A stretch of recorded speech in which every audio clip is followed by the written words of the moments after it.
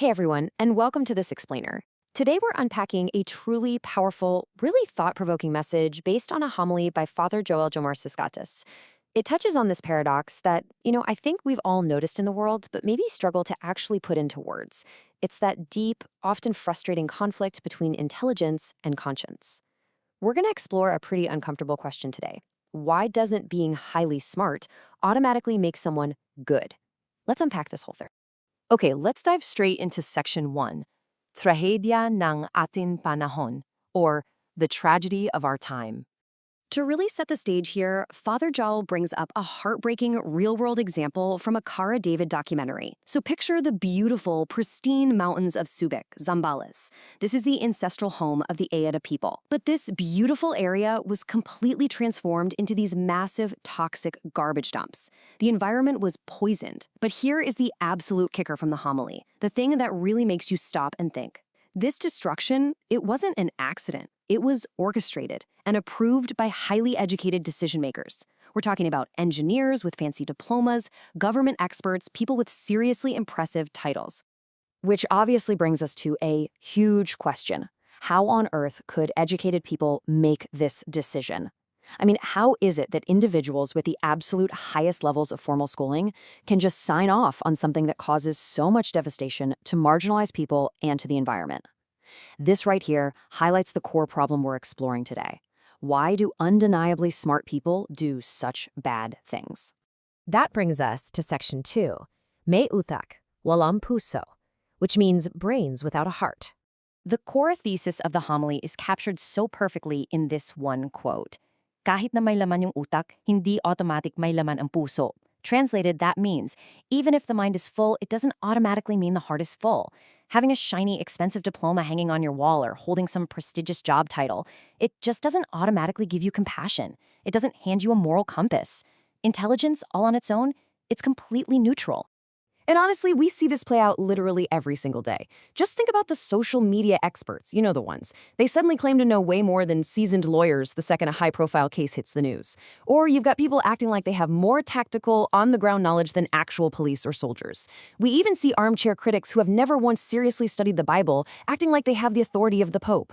Father Joel argues, with a lot of energy, I might add, that what society is lacking isn't intelligence. We've got plenty of smart, super opinionated people. What we desperately lack are people with heart. Because intelligence without a conscience, that's a real danger to others. Moving right along to section 3, educado or nakapag-aral lang. Educated or just schooled. So there is a totally crucial difference to highlight here. Being nakapag-aral, or simply schooled, basically means a person is just filled with information, right? They went to classes, they got a degree, they passed the tests. But as the priest notes, they might still completely lack basic manners or respect for other people. I mean, we all know someone with a massive degree who is just terrible at treating people well.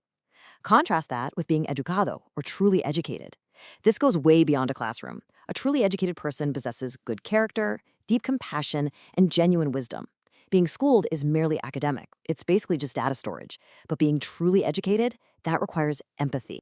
And let's look at how this applies to just getting older. The homily drops this hard-hitting truth. Age is automatic, but wisdom is intentional. We have this societal habit of equating age with wisdom, right?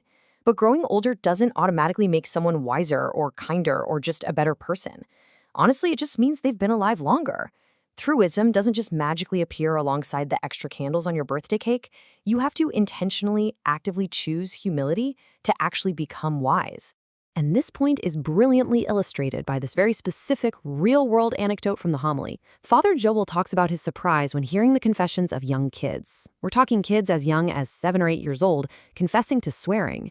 And when he asks them, where did you learn language like that? They flat out admit they learned it directly from their parents, from their uncles, from the older adults right around them. It's a pretty stark reminder that age and authority absolutely do not equate to goodness or maturity. If you aren't intentional about your character, you just end up passing your worst traits right down to the next generation. All right, let's get into section 4, Ang Hiling ni Solomon, or Solomon's Request. For a bit of context here, the homily points to the famous biblical story of King Solomon. When God offered him absolutely anything he wanted, it's actually fascinating to look at what Solomon did not ask for. He passed up vast wealth. He passed up a long, super healthy life. He even passed up the power to destroy all of his political enemies. I mean, think about it. Any purely smart or logically calculating ruler probably would have jumped at one of those three just to secure their empire, right? But instead, what did he actually ask for? Give me, O God, an understanding heart. Solomon understood something profound. True education and true leadership aren't just about filling the mind with facts or stuffing a treasury with gold. It's about molding the heart in wisdom. He knew that to truly lead people, he needed empathy and a moral compass above literally anything else. Next up, Section 5, Karunungan na walang pagmamahal. Wisdom without love. The source material offers a very sharp, uncompromising definition here. Knowledge without love is a sin. And specifically, what this means is using your intelligence purely for selfish gain or pure greed, especially when it leads directly to the suffering of other people. Father Jowl actually links this all the way back to the very beginning, to the Genesis story of Adam and Eve. They sought knowledge, right? They wanted to know everything God knew, but they pursued it completely selfishly. Because they lacked the love and the obedience to actually handle it properly, their newfound knowledge just brought destruction. But we don't have to look all the way back to Genesis to see this in action. The homily provides some incredibly relatable modern-day examples. Think about spouses using their tech-savvy skills to hide affairs behind heavily encrypted, password-protected messenger apps. Or brilliant accountants using advanced math to doctor financial books out of pure greed, totally ignoring the people they're stealing from. Or paid political trolls weaponizing complex social media algorithms just to spread misinformation and manipulate the public. These are highly intelligent, deeply calculated actions. But because they're completely devoid of love and conscience, they're just incredibly destructive to society. Which brings us to our final section, Section 6. Gumawa ng makabuluhang buhay, or create a beautiful life. Ultimately, there is a massive, totally life-altering difference between simply making a living and truly making a life. Making a living, that's just using your knowledge to gain wealth and comfort exclusively for yourself. It's functional, sure, but it's empty. But making a life? Now that's using both your mind and your heart working in tandem to serve God and to actually uplift the people around you. Because at the end of the day, according to the homily, this is the final metric. God is not going to judge you on how many books you read or how many degrees you learned. God will look at how many people you loved and how many people you helped. It is a really warm but also highly urgent reminder for all of us. When all's said and done, all those earthly accolades, the framed diplomas, the super impressive professional titles, they just fade away. What actually remains, the thing you are ultimately measured by, is the lasting impact of your compassion. So, I want to leave you with this final, provocative thought straight from Father Joel. Are you just making a living, or are you making a life?